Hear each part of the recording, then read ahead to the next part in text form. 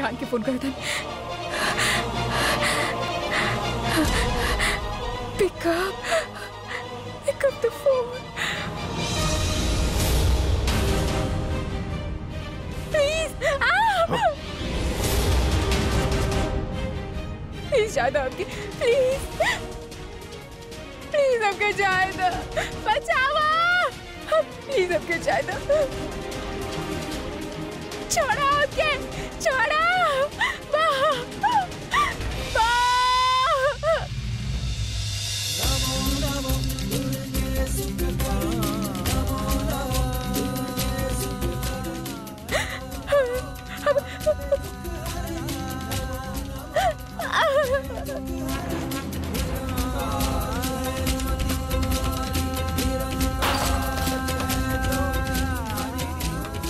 हट जा, इका कर हल बड़ू, हट जा, हट जा। इका कर हल बड़ू। मार दे हम कह रहे बानी, हम हटा, दूर जा वरना मार दे, मार दे। पास आवे की गलती मत करिया, समझ ला। हम खुद के मार दे, जेल में सड़बत तू, समझ ला। खुद के मार दे, समझ ला।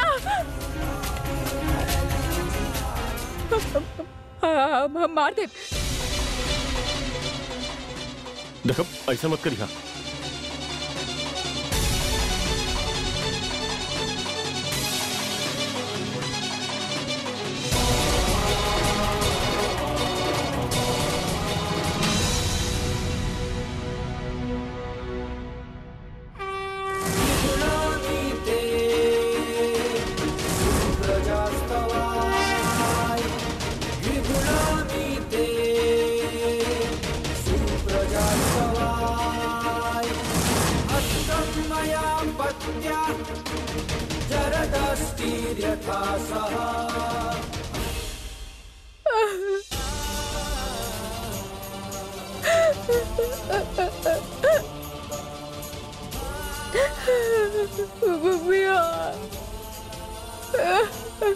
क्या बारे में तू?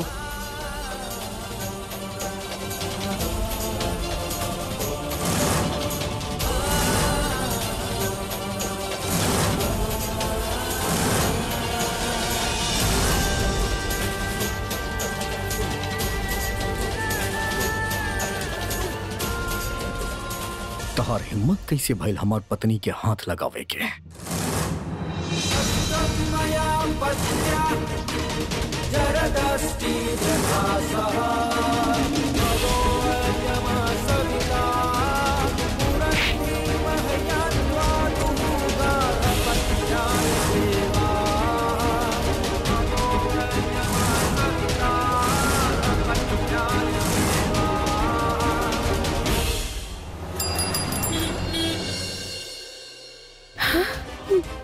थैंक गॉड बिहान हमने के देख लस ना, अगर देख लेने होगा तो न, हम क्यों से आँख ना मिला पाए। हमने पंडित जी की बात काहे सुन ली, जल्दी जल्दी में हमें कहा कर डाल ली। हम सोच ली काहे ना, दीदी अब हम करी का। हे भगवान, अगर बिहान की पता चल गई हमने काहे रखी यहाँ लाइन डाली तो। हरप्रीत न, वो लेके डिवोर्स पेपर फाड़ काहे देना, पता ना वो घर जाके कहाँ बोली।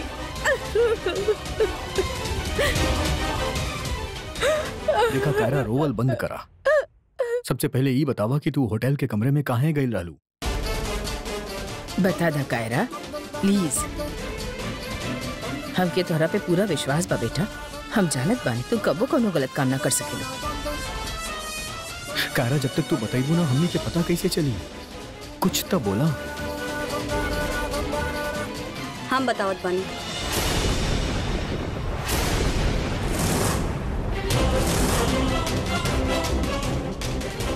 ना मिनीमा प्लीज, बस। का बात बा मिनीमा?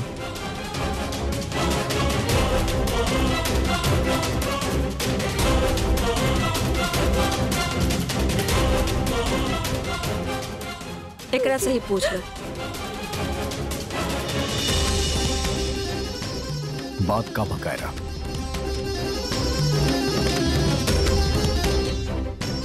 कायरा हम तरह से कुछ पूछा था नहीं, बात का बा। यहाँ देखा, यहाँ देखा, सुना, यहाँ देखा कायरा, देखा हम इतना तो सेंस कर ही सकेली, कौनो बात बजाऊं तू हमरा से छिपावत।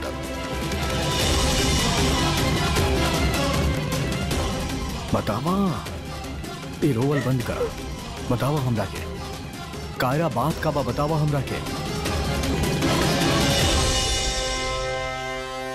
बोले खातिर बचल ही का बा विहान।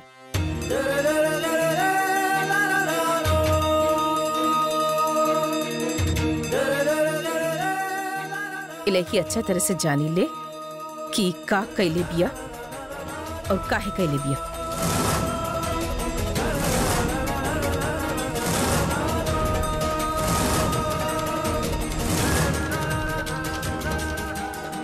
पैसा के खातिर ई इतना गिर जाई, हम सोच ले ही न रही।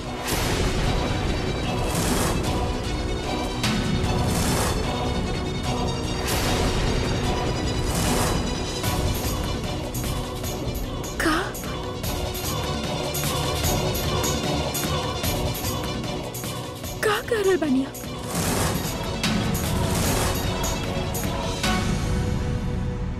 बस करी भाभी, बस करी।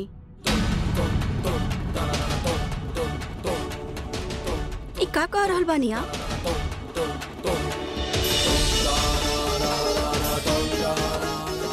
विहान, तो के सच्चाई जाने के बना, हम तो के बतावत बनी सच्चाई। ई जे कुछ भी भइल बना, एकरा पीछे हरप्रीत भाभी और नर्मदा भाभी बाड़ी।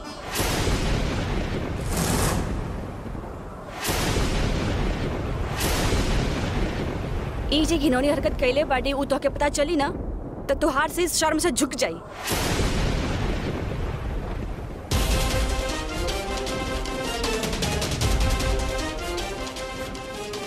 ई दोनों के ना विश्वास हो गया रहे कि एकरा कुंडली में दोष बा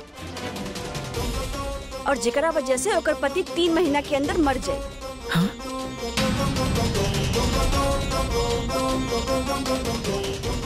यही से वो एगो पंडित के पास चल गईली जे ई दोष काटे के उपाय भी बतैलस।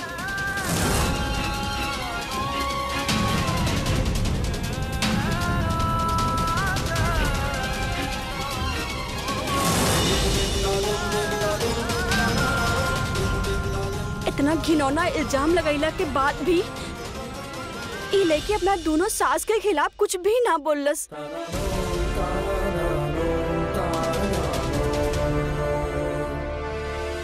माँ, इसे पता चल जाला कि एकरे अपने सासन के इज्जत का कितना ख्याल बा।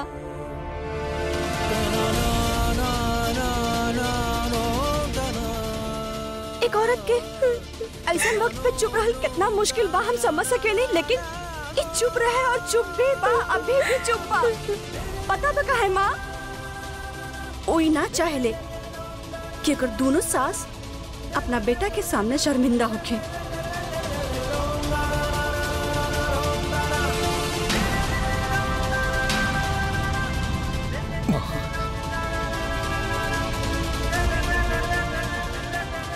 चाची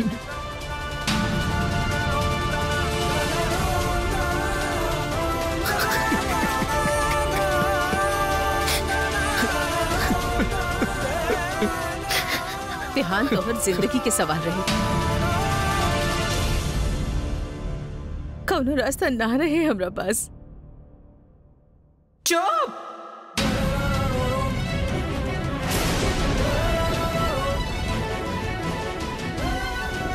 नर्मदा,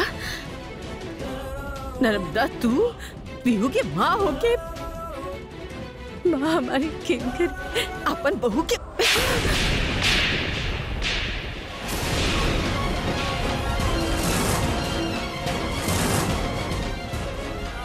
और हरप्रीत तू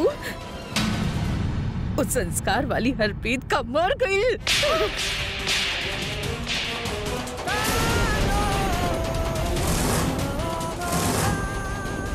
हे भगवान, अभी की अभी यही वक्त निकल जाए घर से।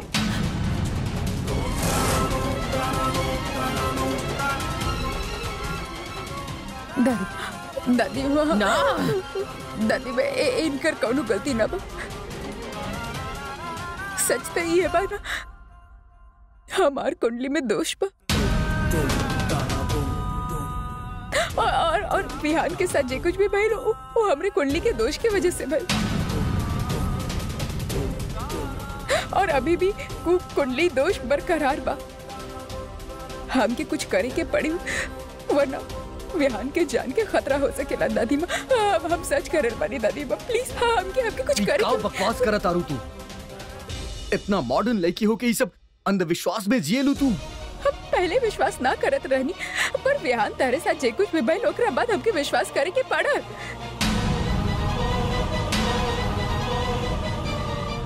लेकिन कायरा अगर ये सब सच होके तब विहान ये वक्त तुम्हारा सामने खड़ा ना होगी।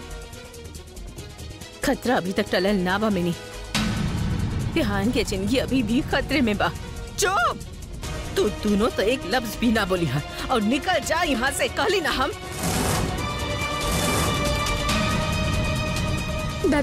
दादी माँ प्लीज विहान से पूछी ना वो अब तक कहाँ रहे। विहान तू कहाँ रहला? बोला ना, तू तार फोन काहे ना लगत रहे? अरे बोला ना हमार फोन बंद हो गई रहे।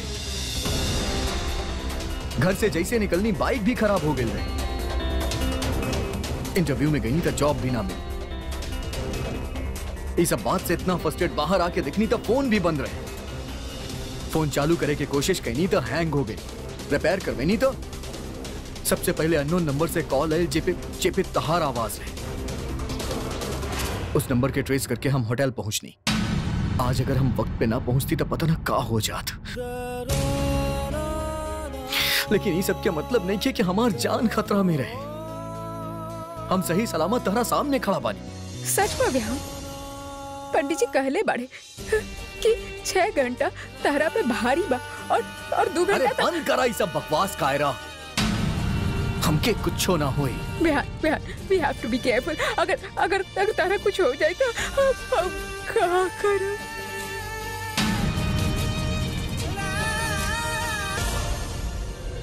प्लीज बेटा बात समझे की कोशिश करा। हम ये सब एक खातिर कैली काहे कि हम डर गए रहनी। हमारी यकीन माना बेटा, हमके शर्मिंदगी महसूस हो रहा बा। लेकिन बेटा मुसीबत के वक्त पे इंसान की सही और गलत के सूझबूझ ना रहत तो हर जान खतरा में रहे बेटा। ना चाची माँ,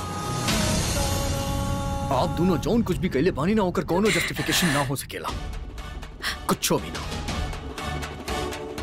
एकर माफी तो दोनों के ना मिल सकत। लेकिन विहू अगर ही सच बा तो एकर कौनो ना कौनो उपाय तो ढूंढे के ही होखी ना बेटा। अरे और दादी वो माँ, भी 2 घंटा के अंदर।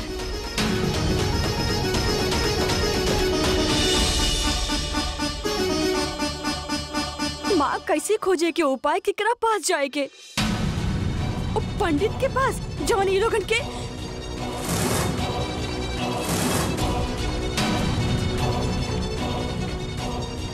हमके पता बा एकर उपाय हमने के दे।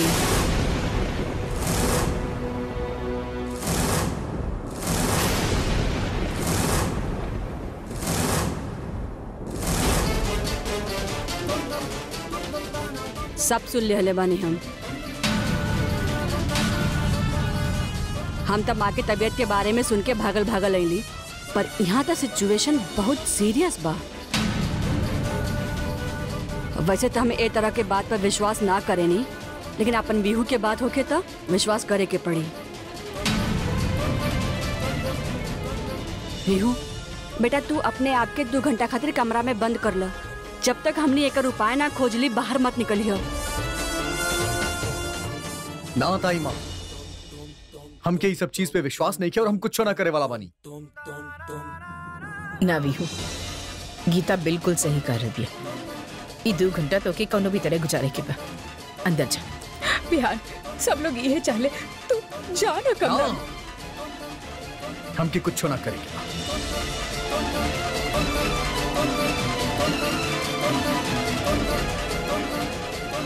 केकर बात करत रही जे जे उपाय बता सकेला? हाँ, यहाँ पास के ही गांव में एगो औरत बा, हमके लागेला ओकरा पास कुंडली दोष के इलाज जरूर होगी।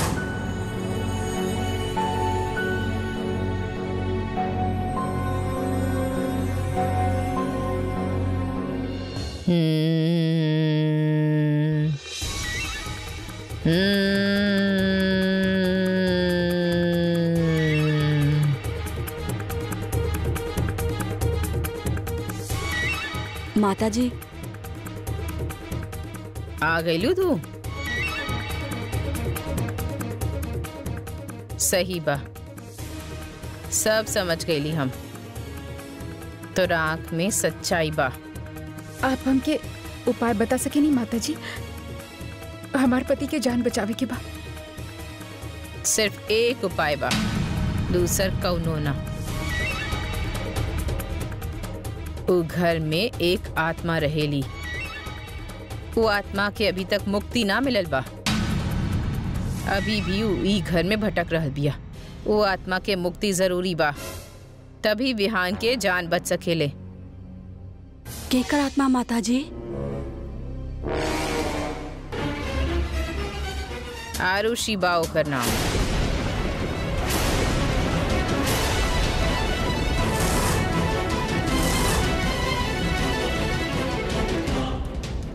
ओकरा के उ घर से जाए के होगी।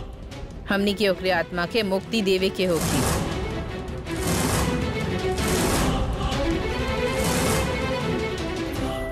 ना माता जी, अगर आरुषि हमने के पास रहल चाहेले, हमने के इर्द गिर्द रहल चाहेले, तो हमके कोनो प्रॉब्लम नहीं खे।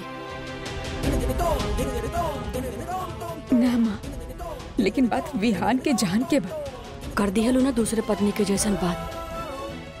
आप समझ ना रहल बानी, लेकिन माँ बात विहान के जान के बा। आप हमके उपाय बताइए, हमके का करे के होगी? ओकरा खातिर हमके यज्ञ करे के होगी अभी यही वक्त। और ओकरा खातिर हमके सिर्फ तोहार जरूरत बा। तोहरा के हमरा साथ आवे के होगी। कहाँ? वहीं जहाँ ओकर पहली पत्नी आरुषि की आत्मा कैद बा। हम ओकरे आत्मा के वहीं से मुक्ति दे सकीले, लेकिन ध्यान रहे वो रास्ता बहुत ही कठिन बा और कार्य भी। एकरा में जान के भी खतरा बा और मृत्यु के संभावना भी। मंजूर बा तो चला हमरे साथ।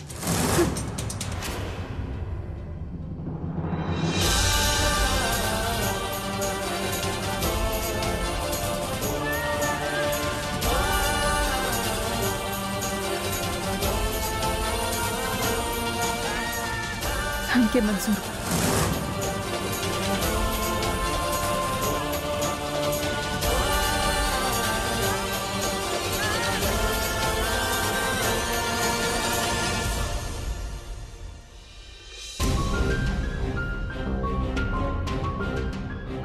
कायरा कहाँ बा? ओ माँ, जमने माता जी के पास उपाय खातिर गई रहनी, वो एक क्रिया बोले बाड़ी करे खातिर कायरा उन्हीं के साथ गई बा। अरे आप क्यों अनजान औरत के साथ ओकरा कैसे जाए देनी? बेटा, हम भी जायल चाहत रहनी ओकरा साथ, पर माता जी साफ साफ बोली कि क्रिया के खातिर कायरा के अकेले जाए के होखी। मजाक बना के रख ले बाड़ी घर में। वो माता जी कहाँ लेके गए बाड़ी ओकरा के? आप उनके नाम बताई, हम जाता ही। भोई माता जी। खा गई धोखा।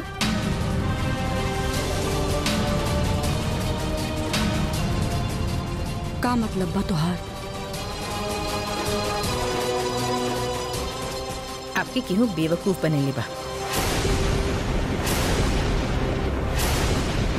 आपके माता के बारे में क्या बतेले रहन? ओ पड़ोस की दुकान में केहू बात करत रहे। एक मिनट, ले आवा अंदर। चलो चलो।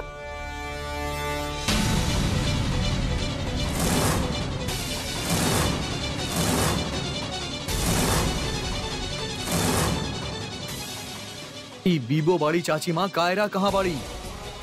हम बाहर एकर बात सुन ले रही। ई बाऊ औरत जे हमनी के विहान के जान से मारे चाहेली।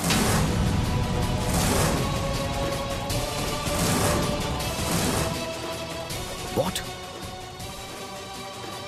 हाँ माँ, कायरा के कुंडली में दोष बा, ई सच बा। लेकिन विहान के कुछ न भइल, काहे कि हमनी के आरुषि की आत्मा ओके बचा रहल बिया।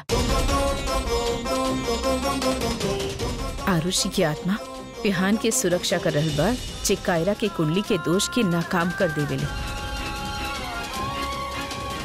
ई सब ई बेबो के नाटक बा, जे कायरा के फुसलवलस ताकि वो आरुषि की आत्मा के यहाँ से ले जाए, ताकि विहान पर से आरुषि की सुरक्षा कवच हट जाए और कायरा के कुंडली के दोष आपन प्रभाव डाल सके।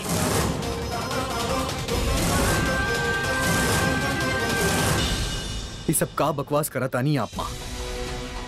आज के जमाना में आप ये सब चीज पे विश्वास करेली? सही बाई विहान। बदमाश औरत, ये सच बका? छोड़। अरे दूर हो सब लोग।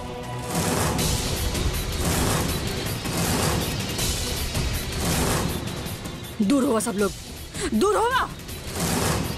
छोड़ा छोड़ा गीता के। अगर क्यों पास है ना तो गर्दन काट देवे कर हम, समझ ला? बीबो! तोरे बेटा के तो मरे के ही पड़ी, समझ ली?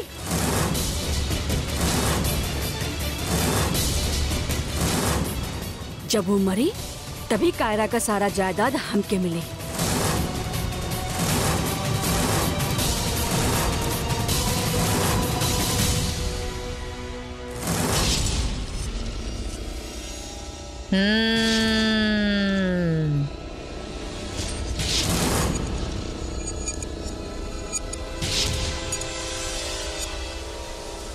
तोरा के अपन कुंडली दोष मिटा के पति के जान बचावे के बाना।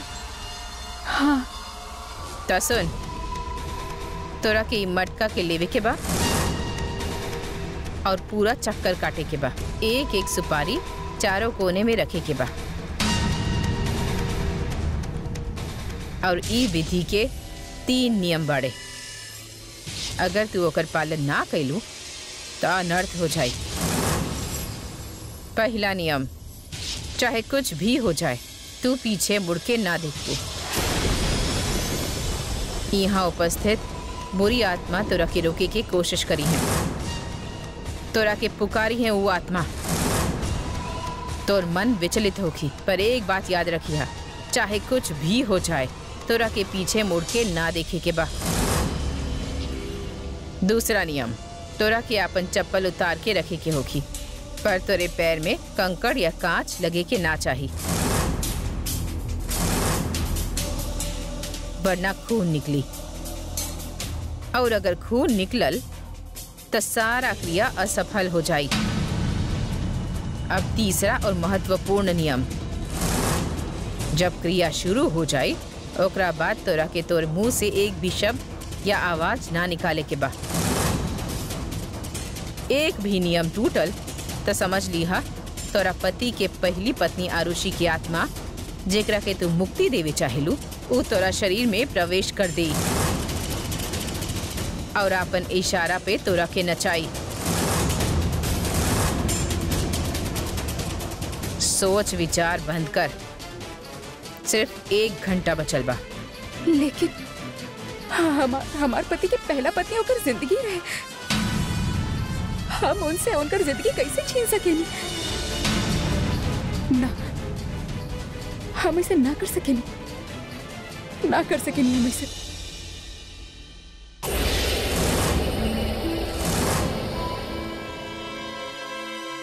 अब तू हमरे वशीकरण में फंस चुकल बाड़ी। अब तू यहाँ से कहीं ना जा सकेलू और अब तू उहे करबू जे हम तोरा के करे के कहब।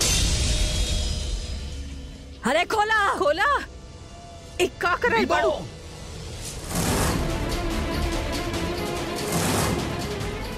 चुप, बिल्कुल चुप। अब अब तोहरा आरुषि के आत्मा के एक घर से जाए से केहू ना रोक सकेला।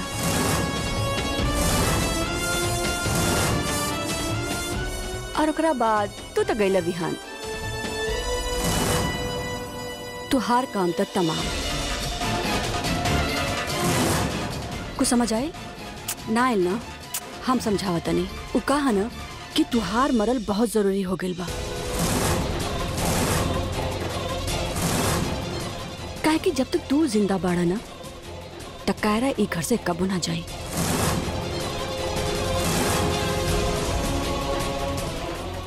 काहे कि ऊ बेवकूफ तोरा से प्यार करे लागल बा।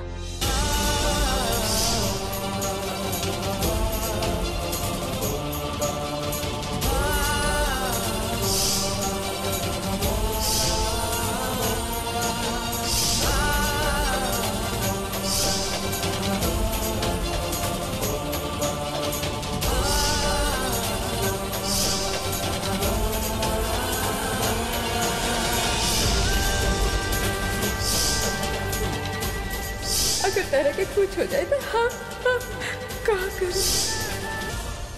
पर हमें प्यार के बिल्कुल कामयाब ना होके दे। उ का बना अपने जिंदगी के 20 साल दिहले बने हम अपने ई मकसद में कामयाब होके खातिर, और उ बेवकूफ कायरा हमरे सारे की कराए पे पानी फेरल चाहत बा। हमके फेल करल चाहतिया जे हम कभी होके ना दे। काहे कि ओकरा के तोरा से प्यार हो गइल बा, तोरे बच्चन से प्यार हो गइल बा, तोरे माँ से प्यार हो गइल बा। अपने सतरंगी ससुराल से कुछ ज्यादा ही प्यार बा ओकरा के, इतना कि ई माँ के अपन सगी माँ समझे लागल बा। और हम जे पाल पोस के बड़ा कैले बा ना, ओकर बात ना सुनले हमर तरफ देखे ले भी ना। उ समझ सकेला हमरा पे का बीतत होखी? समझ सकेला? समझाइल रहे ओकरा के कि अपना दिल के संभाल के रख। अपने ससुराल में केहू से ज्यादा अटैच होके की जरूरत ना बा। पर ना सुल्लस ना ना हमार, अब खामखा तोरा के मरे पड़े विहान। बहुत बड़ गलती करता नहीं आप। बाहर निकल के छोड़ब ना के, याद रखिया ई बात के। अब तो बहुत देर हो चुकल बा विहान, का कर ले? कुछ करे खातिर तू जिंदा कहाँ रहे वाला बड़ा? खैर अब हमके जाके देखे के बा कि कायरा सारा क्रिया सही से कर रहल बिया कि ना। वो कहा ना एक बार को हम चांस ना ले सकेनी। तब तक तू लोग सड़ा यहीं पे। रुक जा। केहू मदद करा, हेल्प! केहू बा हेल्प करा, मदद करा।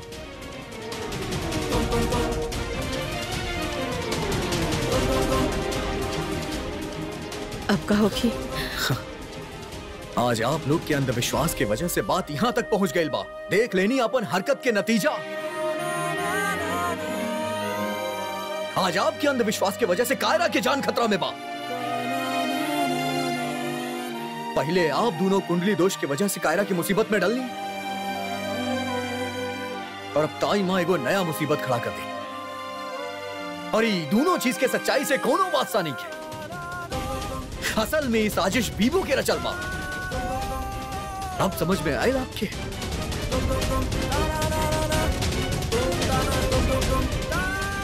रोई अब, यहां बैठ के रोई, लेकिन हम हाथ पे हाथ रख के बैठल ना रह सकी। हमके कायरा के बचावे के पड़ी। हाँ तू कायरा के बचावे के बात कर रहल बा बेटा, लेकिन तोरा के पता बा ऊ का कर रहल बिया? ऊ आरुषि के ई घर से हमेशा खातिर निकाले के कोशिश कर रहल बिया। प्लीज विहान ऐसा मत होके दे प्लीज। हाँ बेटा बचावे की ही बात तो आरुषि की आत्मा के ई घर से निकले से बचावा, कायरा के क्रिया करे से रोक। तू समझत काहे ना बड़ा बेटा कि आरुषि की आत्मा ही बा जे तोरा के मौत से बचा रहल बिया, और तोर कायरा ओकरा के मुक्त कर रहल बिया। काहे? ताकि तोर जिंदगी पे खतरा मंडरा सके। चाची माँ आरुषि हमार पहला प्यार रहली और हमेशा रही चाची माँ। हम ओकरा कबो ना भुला सकेल, लेकिन वो हमार बीतल कल रहली और कायरा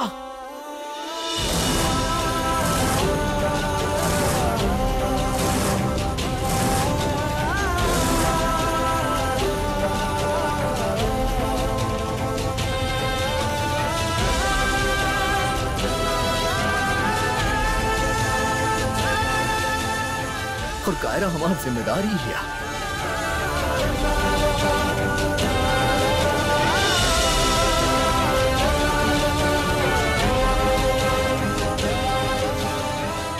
हम क्यों ओकरा बचावने के पड़ी।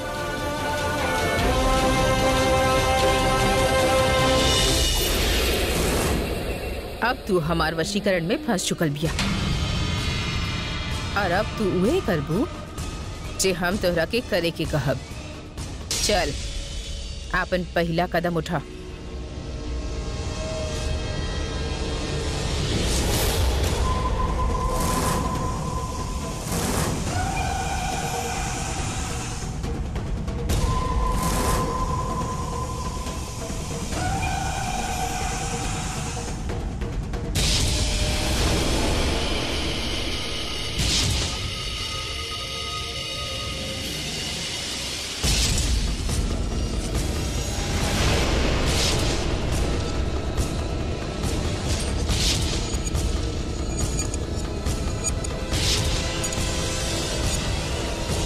कायरा,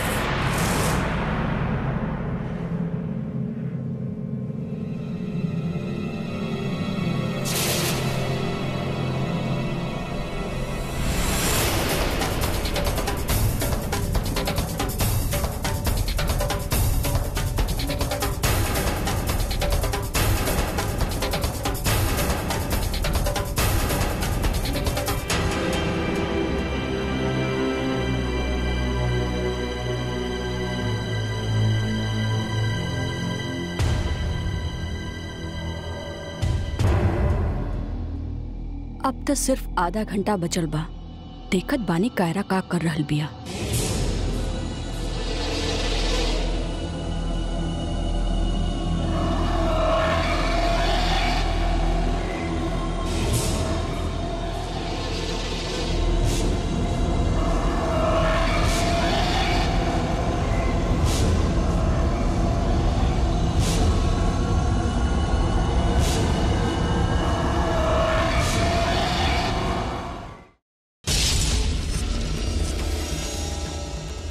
शाबाश कायरा, तू माँ के आदेश के पालन करके हमरा मकसद के कामयाब कर रहल बिया।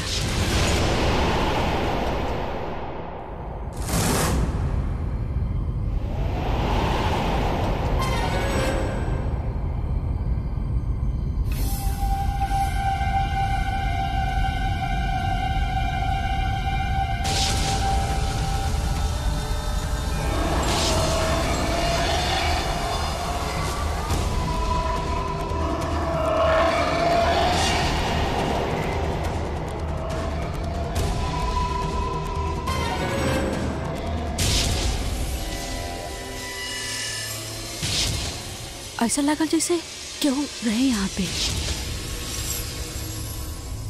क्यों ना होके।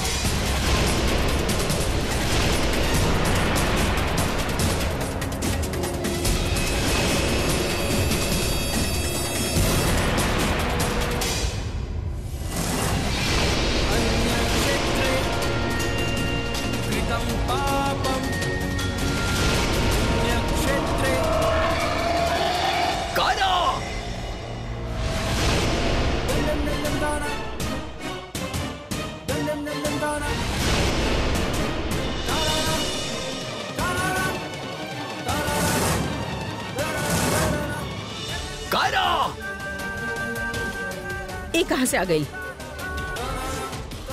कायरा!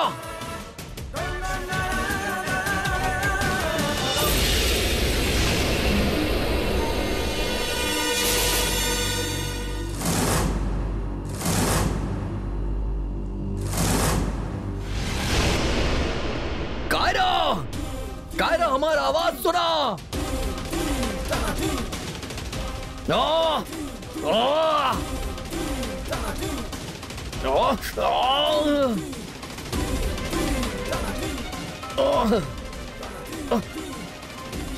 कायरा! शाबाश, सिर्फ आखिरी कोना बचल बा और आखिर के 5 मिनट। आगे बढ़। लागत भाई जादू टोना करके कायरा के वश में कर ले बाड़ी। इंसान इतना कमजोर ना हो सकेला कि ऐसे बुज़दिल लोग के सामने अपन घुटना टेक दे। भगवान पे विश्वास रखे वालन के ऐसे अंत ना हो सकेला, ना हो सकेला। का बड़ा रहल बड़ा? हाँ, अब तो के केहू ना बचा सकेला। जैसे ही कायरा उस सुपारी वहां पे रखी, तोरा रक्षा कवच हमेशा के खातिर उड़न छू हो जाई और तू मर जाएगा यही अभी। बस सुपारी रखे भर के देर बा।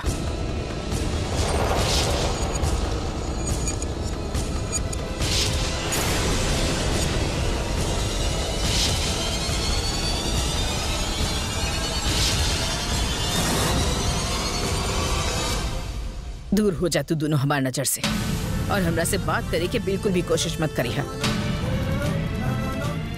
लेकिन माँ, वो लड़की के कुंडली के दोष की वजह से आज हमनी के विहान की जान खतरा में बा। इस सच्चाई के अब झुटला ना सके नहीं।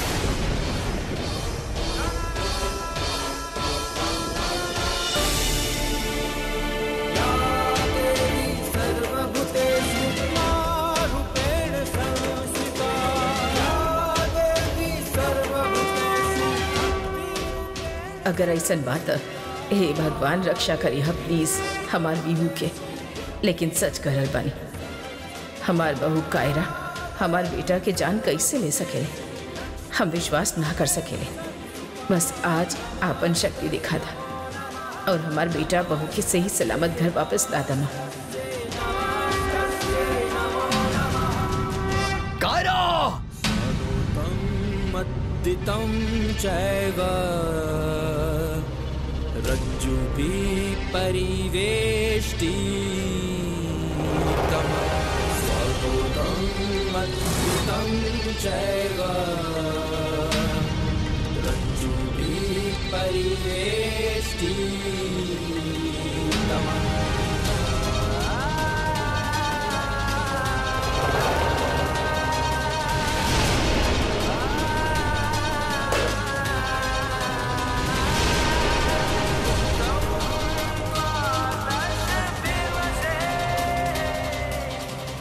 कायरा! कायरा, आँख खोला कायरा! ओपन योर आइज कायरा! Shut up. रुक जा, बहुत बुरा करन बड़ा तू जरूर मरबा। रुक जा, रुक जा।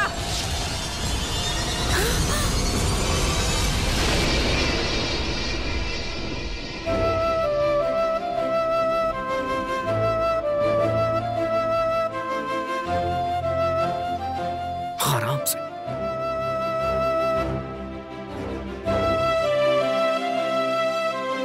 तू ठीक पड़।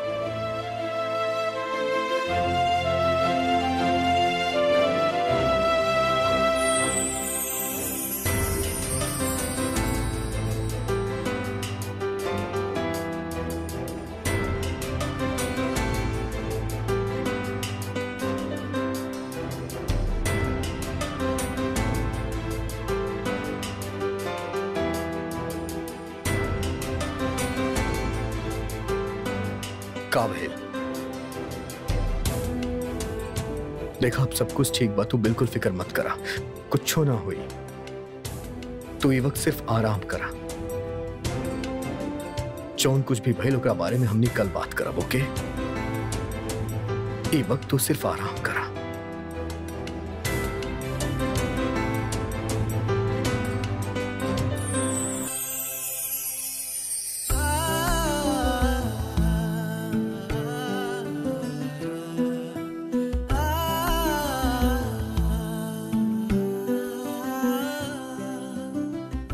अरे बाबा, हम कहूं नहीं खी जात, तहरा पास बानी और हमेशा तहरा साथे रहब।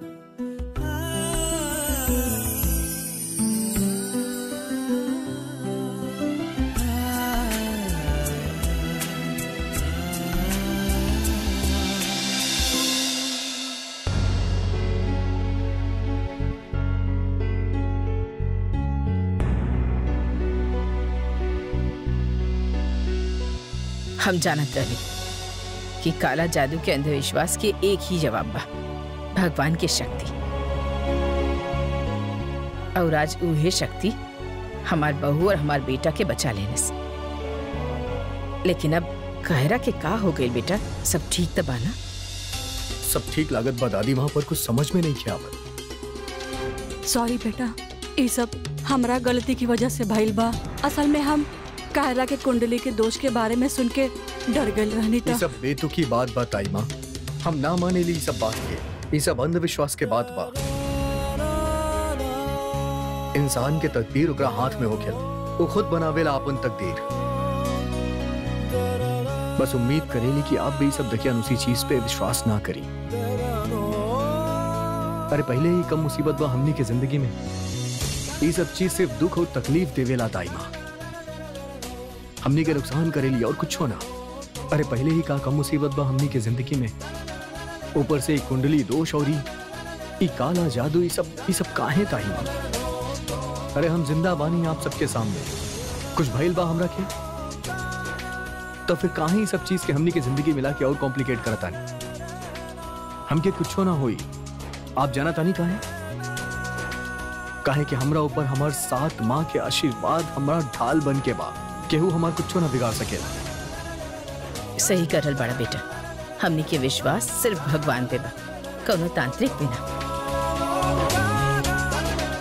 और हमनी पे भगवान की कृपा बनल रहे, हमके उहे चाहिए बस।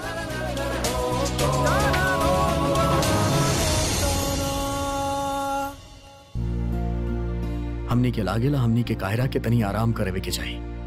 हाँ बेटा, चले।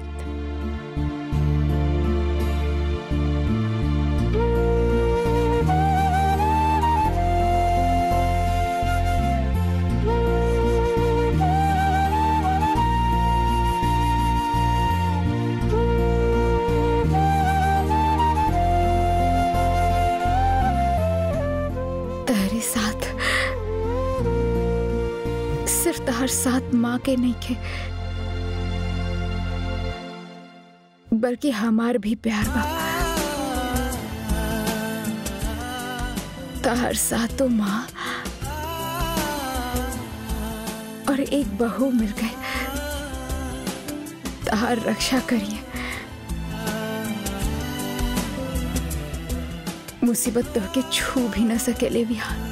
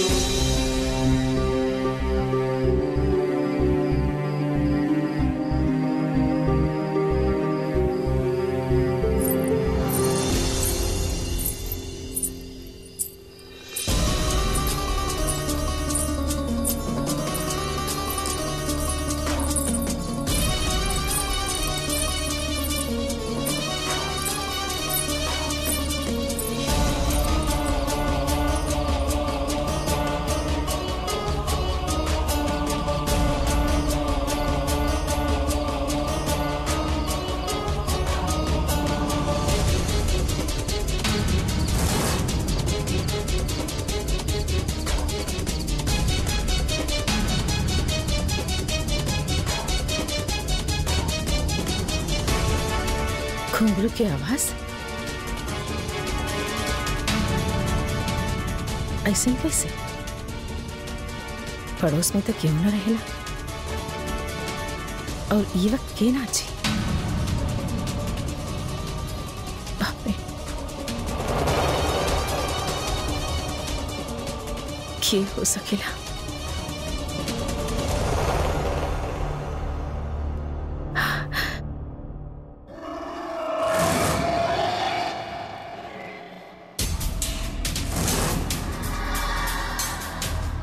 शिवाय, सचमुच तो पागल नहीं किया उड़ल बानी। हरप्रीत, हरप्रीत, हरप्रीत उठना। कहाँ गई दीदी? तो के घुंघरू की आवाज आ रहा बाना? घुंघरू? हाँ, सुनाई तो दे रहा बा बाना। अरे पड़ोस में क्यों नया आयल होगी? इतना रात के शोर मचा के डिस्टर्ब कर रहा बा। चला चल के देखत बानी। ईवा ना ना तू जा, हम ना आइब। आप डर काहे रहल बानी? हम बानी ना, ना हम चले उठी।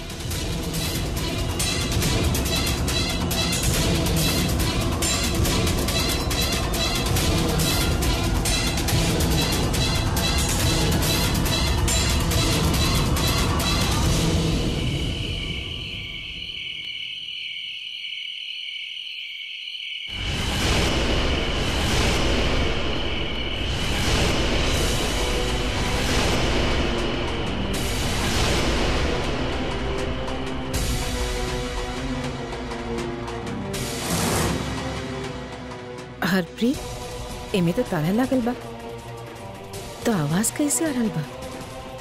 पता ना। पर दीदी, ई घर के मकान मालकिन त टोली भी है ना? हाँ, ओकरा पास चाबी जरूर होगी। हाँ, कल सवेरे हमने ओकरा से पूछ ले कि यहाँ से आवाज कैसे नावत रही। अब भी घर चलत बानी दीदी। हाँ, चला चला जल्दी जल्दी।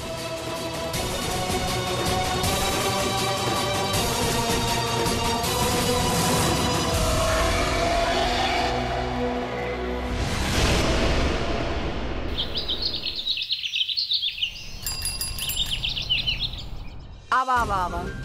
अरे आजा, डरा ना, कुछ ना बा। आजा आजा आजा आवा। ओ ओ ई ना हमारा स्वर्गवासी पति के ऑफिस रहे जी यहाँ पे। अब कौने चीज के ऑफिस? ओ का कहले? रियल एस्टेट ओकर ऑफिस रहे उनका। और उनके गैला के बाद ना हम ई कमरा कबो खोल के देखबे ना कैली। यही खातिर ना यहाँ पे कुछ होखल त नामुमकिन बाजी। हाँ जी। लेकिन वो आवाज। ओहो बहन जी, तो काहे बहम से हमें पड़ रहल बानी इतना? ऐसा कुछ भी नहीं कि हम आपके बोल रहल बानी ना। वैसे भी ना हमरा दिल्ली के चांदनी चौक में इंसान के रहे के जगह ना बा। यहाँ भूत प्रेत आके कहाँ से रही है? चलिए अब, चला जी, चला चला सब चल जा। आवा।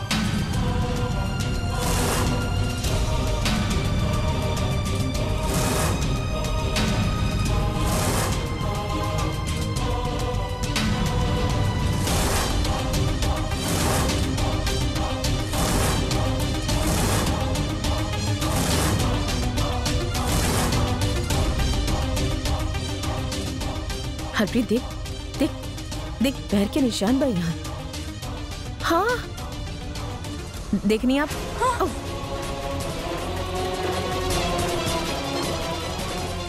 देखा, एक कपड़ा के देख के ऐसे न लागत कि बरसों पुराना बा। का हो की कपड़ा के रास?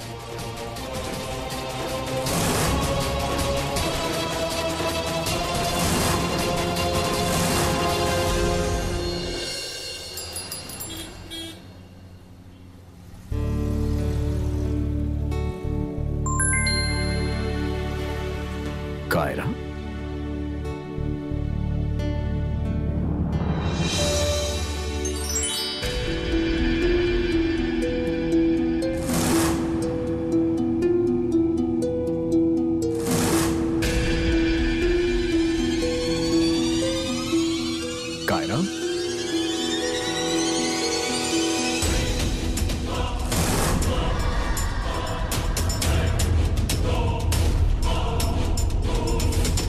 सब ठीक बा? कैसन महसूस होत बा तारा के?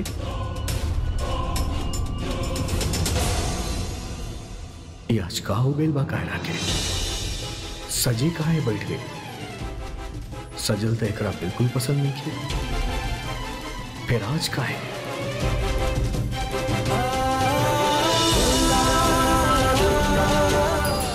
का खास बात बाई कपड़ा में? ये आप का कर रहल बानी माँ? बस ऐसे बेकार के बात बना के हमके बहलावे की कोशिश कर जा रहल बा। टीवी के पिक्चर देखा जरा कम कर दा। हम सब तू लोगन से नाराज बानी कि तू लोग मन गढ़ंत झूठ बात बना के हमके बहलाइबू। काहे? बहुत गलत बात बा। माँ प्लीज आप ऐसे काहे कर रहल बाड़ी? हम घुंघरू की आवाज सुन ले बानी माँ। पड़ोस के घर में हम पैर के निशान देख ले बानी। और काका देख लू गधा के सींग। माँ आप चली हमरे साथ। आपके यकीन ना हो रहल बाना तो एक बार आप देख ली। चला आई माँ, आई चली, देखी आप भी देख ली पैर के निशान।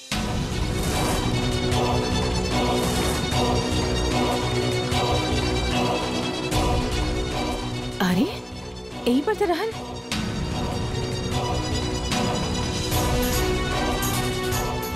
यही रह लेना निशान। तब कहाँ चल गई ले? माँ कसम से जब हम यहाँ रहनी तब यहीं पर तो रहले, पता ना कहाँ गायब हो गई। आपके यकीन ना होता तो आप डॉली बहन जी से पूछ ली। काहे बहन जी? हाँ हमरा के नहीं क्या पता कैसन पैर के निशान, हमके कुछ नहीं क्या पता। अरे बकवास बंद करो।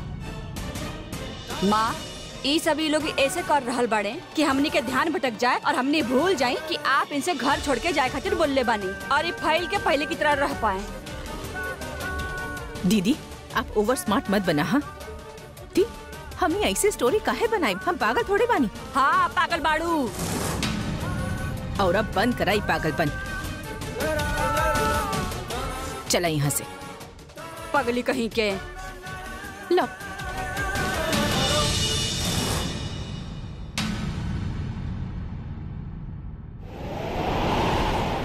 दीदी। का भइल? का भइल? हाँ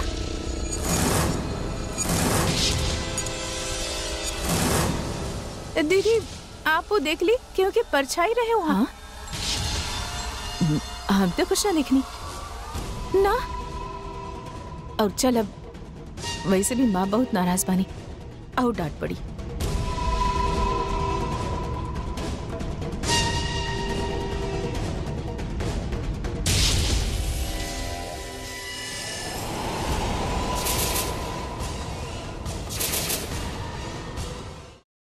अरे वाह दिया जल रहा बा। पूजा के कैलस।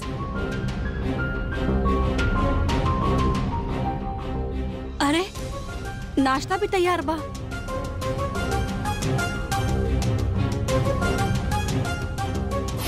कायरा तू कैलू है सब? कायरा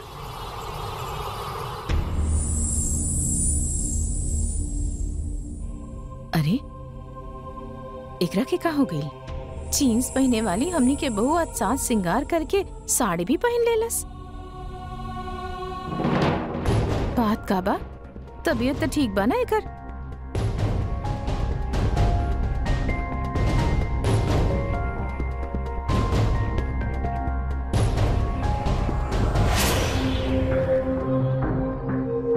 कुछ तो गड़बड़ बा। हमरा पास एक आइडिया बा। का आइडिया बा?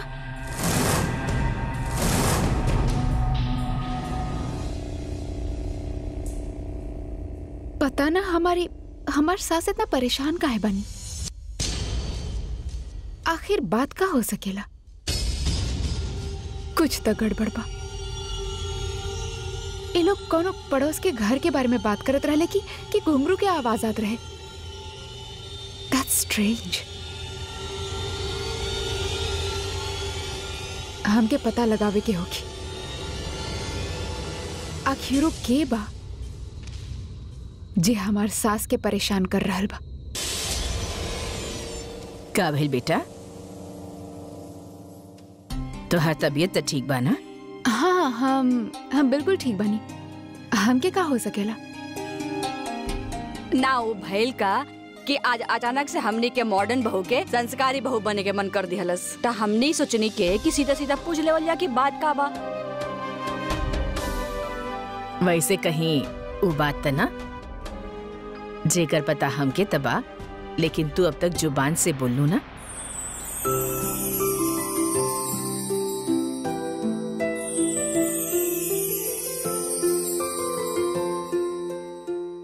इहे बात बा त कायरा के हमनी के बीहू से प्यार हो गइल बा माँ।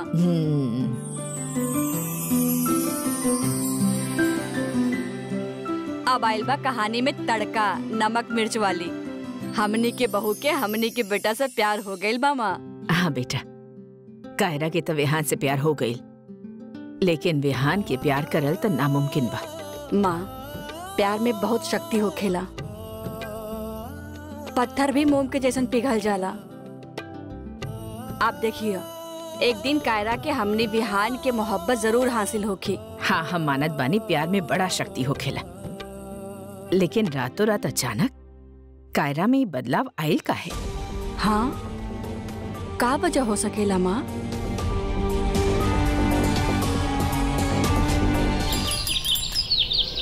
अरे ऐसे कैसे मान ली? सिर्फ ई खातिर कि आप दोनों कहा था नहीं। आप अच्छा तरह से जाने ली कि हमके ई बात पे कोनो विश्वास नहीं है। विहान, हमनी के बात ना मान के तू बहुत बड़ी गलती कर रहा बड़ा बेटा। हमके सचमुच लागेला कि कायरा के साथ कुछ भयानक भइल बा, ओकरा के इलाज की जरूरत बा। तू ही सोच, रातों रात हमनी के जीन्स पहने वाली बहू अचानक से श्रृंगार काहे करे लागल? तोरा के जरा भी शक ना हो रहा बा? इलाज के नाम पे पहले ही बहुत कुछ कर चुकल बानी आप दोनों,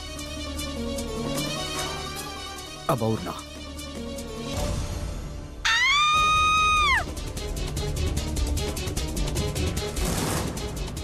अरे, ये तो डॉली की आवाज बा।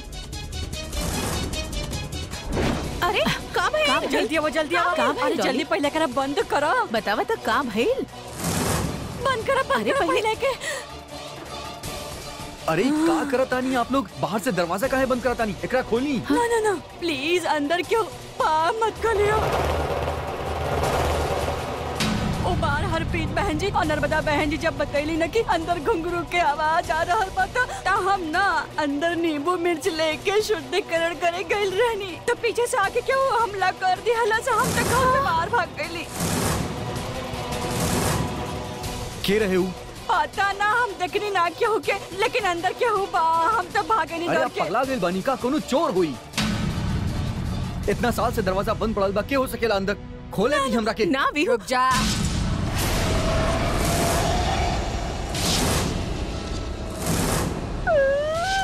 दरवाजा खोले का हिम्मत मत करिहा, वरना जे कुछ होखी ओकर जिम्मेदार तू लोग होखबा।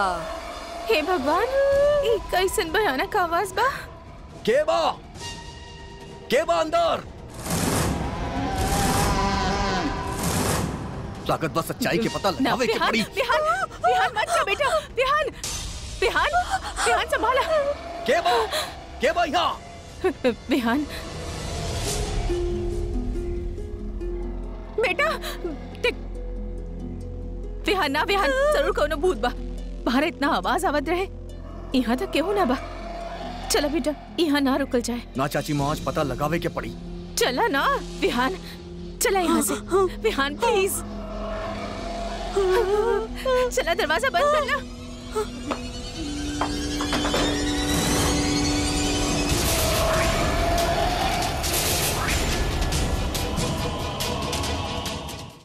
पता नहीं सब हो का रहा बा।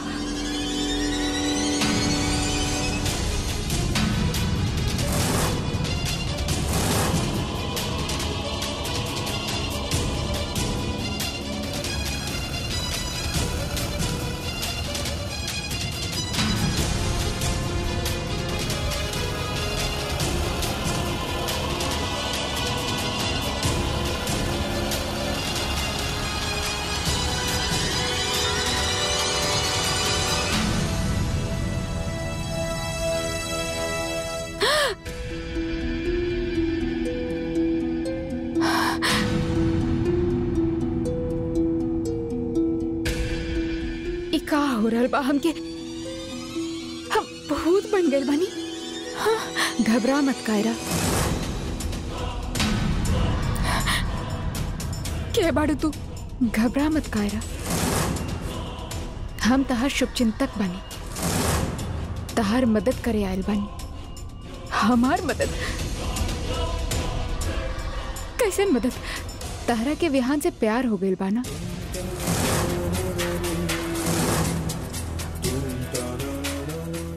बाना कायरा?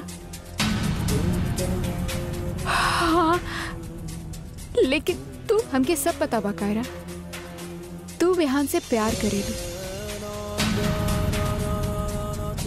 और आगे चल के विहान भी तारा से प्यार करे लागी। हम अपना विहान के अच्छा तरह से जाने।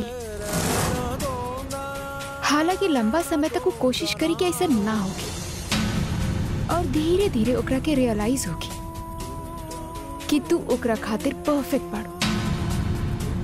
बस कायरा, ओकरा के थोड़ा टाइम दा। वो कोनो भी फैसला जल्दबाजी में ना लेत बड़ा। लेकिन तू बाड़ू के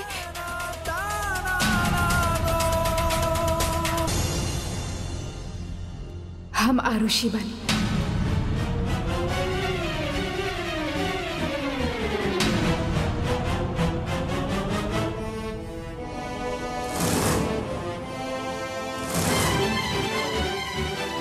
आरुषि?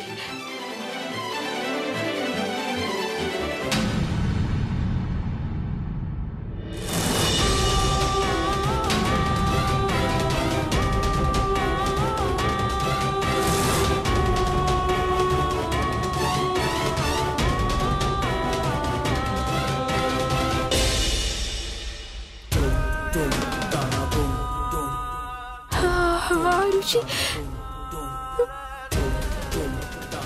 अब तो तारा विश्वास हो ही गई होगी कि हम ही आरुषि बनी ना। हाँ, आई एम श्योर कि ये सपना बा, ये सच ना हो सके। हम घबरा मत कायरा। हम कहानी में हम तारा के नुकसान ना पहुंचाए। हम केहू के नुकसान पहुंचावे ना आईनी। हम बस तार मदद करे चाहत बनी। तारा से बात करे की हमरा पास और कोनो रास्ता ना रहे। ये खातिर हमके ये रूप धारण करे के पड़ा।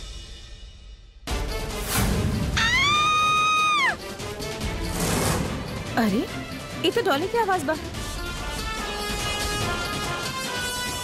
ओह गॉड, ये लोग ऐसा काहे सोच रहल बाड़े कि हम कोनो जादू टोना के वश में बानी। हम ऐसा कौन सा हरकत कर देनी? विहान ना विहान, सभी दोनों भूत बा।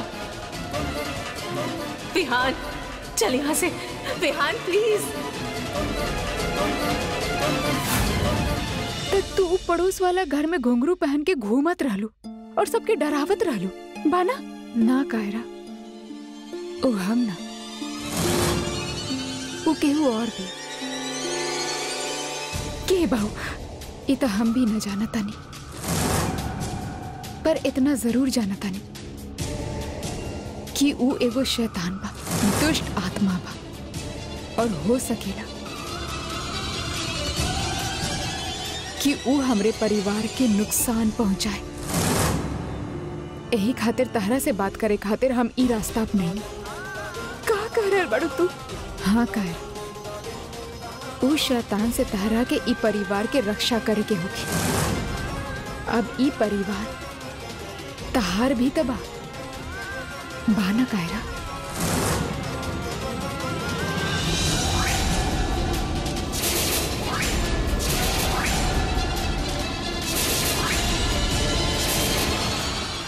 हम केहू और के आरुषि के जगह ना लेवे दे।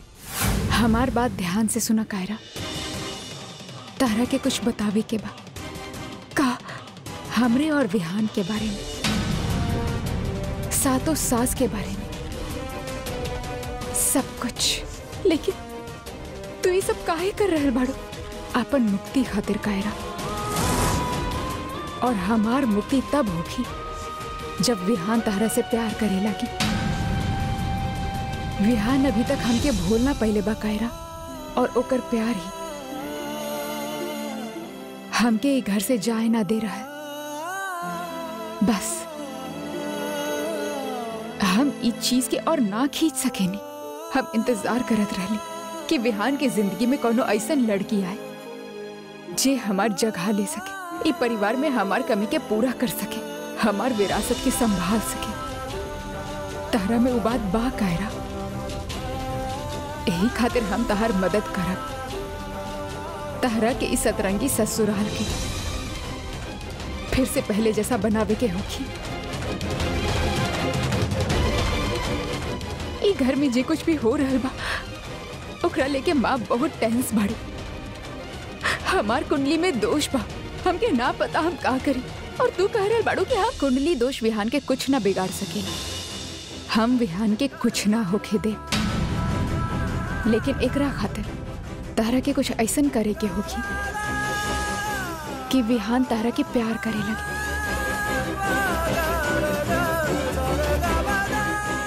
हाँ कर, हम चाहेली कि विहान तारा से प्यार करे लगे। तू तो ही साबित कर दे ले बाड़ू कि तू अच्छा माँ बाड़ू, अच्छा बहू और एक अच्छा पत्नी बाड़ू। हम चाहेली कि विहान अपन जिंदगी में तहार महत्व के महसूस करे। तहरा खातिर ई एगो चुनौती बा, और ई चुनौती के तहरा के खुद ही पार करे के होगी। विहान के मन में अपना खातिर प्यार जगा के मुश्किल ना बकायरा जौन इंसान अपना इच्छा के किनारे करके अपन पति और अपन ससुराल के जरूरत के समझे, ओकरा से तक केहू के भी एक पल में प्यार हो जाला। एकरा में तो हम तहर कौनो मदद ना कर सके निकारा,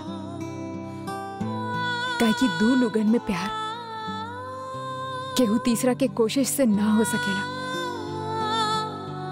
बाना कायरा,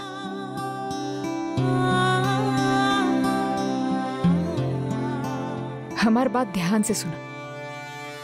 तहरा के उ खतरनाक आत्मा से सावधान रहे के पड़ी। हो सकेला उ तहरा के नुकसान पहुंचाए, ई परिवार के नुकसान पहुंचाए। हम तहरा से वादा करत बनी कायरा, हम ओकरा के तहरा के नुकसान ना पहुंचावे दे। हाँ कायरा, ये आरुषि के वादा बा तहरा से कि तहरा के ई घर में आपन जगह दे के ही रहा।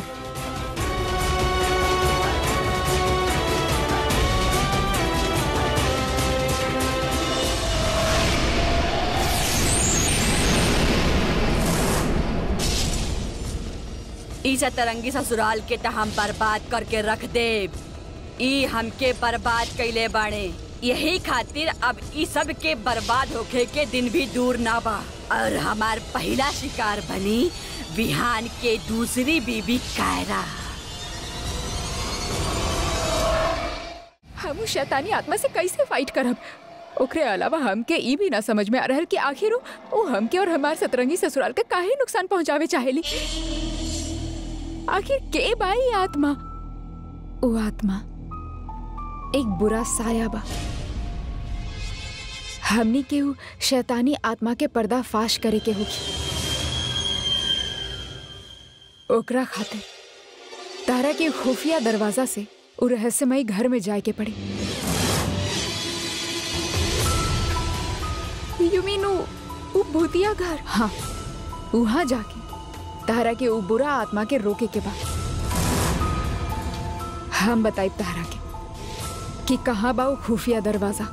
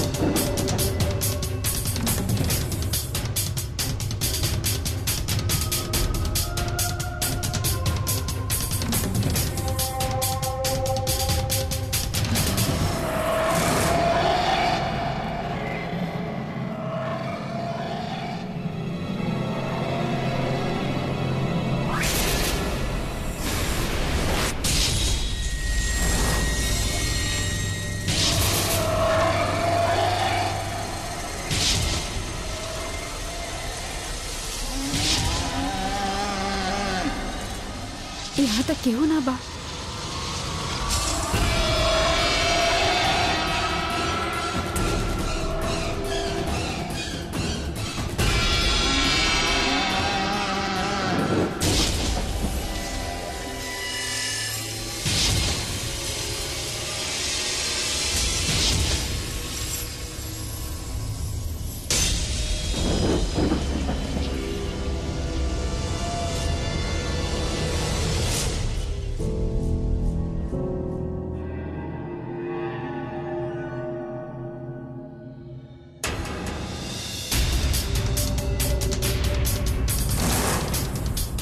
यहाँ स्टोर रूम में का करे आयल रही?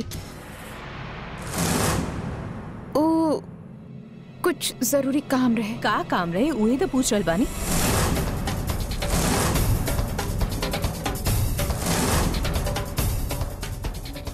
अरे जवाब तो द। कमाल बा, अचानक एकरा के स्टोर रूम में का जरूरत आ पड़ल? हम कर रहल बानी हरप्रीत, ई लड़की के लक्षण ना हमके ठीक ना लग रहल बा। पतली बदली सी लग रहल बा हमके, कौनो आत्मा के वश में बा। स्टोर रूम में का काम बा?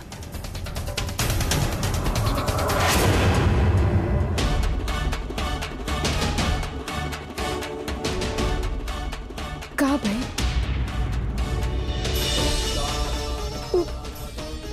माँ और चाची माँ के लागेला कि हमरा पे कोनो आत्मा के साया बा। हम अब उनके और परेशान ना देख सकेंगे।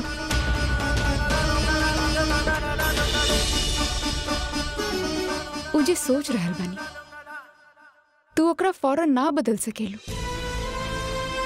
तहरा के बस अपना लक्ष्य पे ध्यान देवे के होगी। तहार लक्ष्य बा कि विहान तहरा से प्यार करे लागे और हम मुक्त हो जाएं। जब हम मुक्त हो जाए तो तहरा के ई घर में अपन जगह मिल जाए। कायरा, तहरा के विहान के दिल में अपना खातिर प्यार जगावे होगी। बल्कि तू ऐसन करके हमार मदद करबो संसार से मुक्त होके में।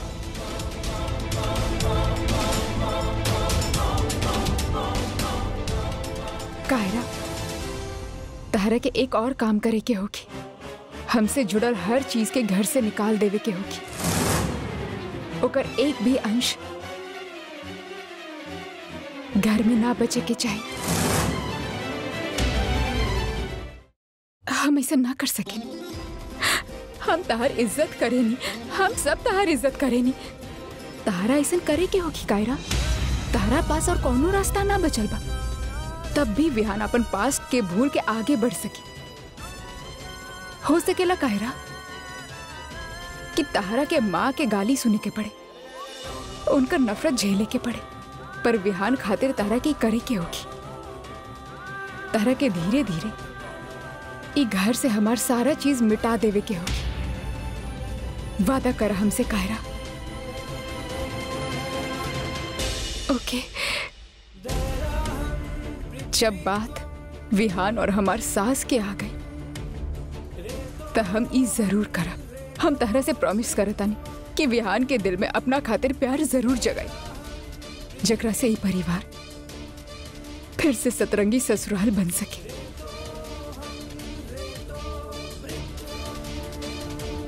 आरुषि,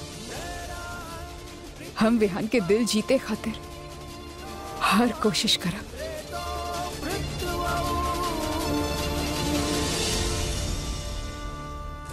तो बहुत भयानक गड़बड़ बा। हमने झूठ काहे बोलब? हमनी के विश्वास करा बेटा। ओ घर में कुछ तबा हम सब सुन ली कि वो अंदर से बोलत रहे। हमरा भी कुछ समझ में नहीं किया आवत, लेकिन हम एकर तह तक जाके रहा। विहान सुना, इस सब के पीछे कायरा था ना? माँ प्लीज फिर से मत शुरू हो जाइए। बार बार वह बात दोहरावता नहीं आप। ना विहान, हम ओकरा के अभी अभी देख ली। माँ प्लीज बंद करें ये बात के। अगर ये बात सच बात तो हम कायरा के डॉक्टर के पास लेके जाइब और पता करब कि अचानक से ऐसे कैसे बदल गई। ओकरा बाद हमनी फैसला ले। खुश? अरे बेटा, डॉक्टर के पास तो ई दोनों के लेके जाए के चाहिए। हम कह रहल बानी कि सूरत ने की हमार बात।